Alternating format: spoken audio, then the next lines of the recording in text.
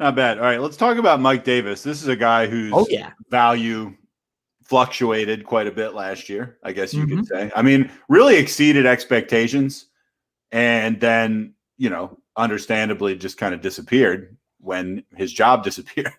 Yeah. So, I mean, CMAC light, obviously that was last year. Henry light, what Yeah. do you think?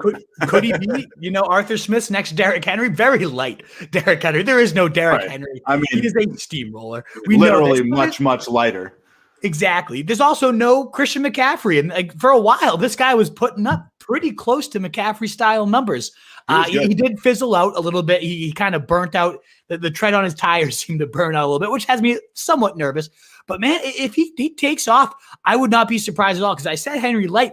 This guy is a just tackle breaking machine similar to Henry. Among all running backs with 160 plus carries, Davis was only behind Nick Chubb in missed tackles forced per rush. He was fourth in total broken tackles, 14th in yardage after contact. He's just a hard charging kind of bull like runner, which is similar to what Arthur Smith would want given his Derrick Henry. And then you look at, who else is there going to be? They didn't draft anybody. They signed Javian Hawkins, who Thor loved yesterday as an undrafted free agent, brings a nice speed element to it. But to me, that's like the change of pace back in this system. Under Smith, the Titans ranked 10th and 2nd in rushing attempts, 3rd and 2nd in rush yards, and 2nd in rush TDs both years. Now, of course, and he's already said himself, when you don't have Derrick Henry, like that directs your offense. So it's not like he's going to 100% like transition his scheme, but he does have a nice wide zone attack where he mixes in power concepts. It's kind of like Greg Roman, where it's really creative, unique scheme. So I love that.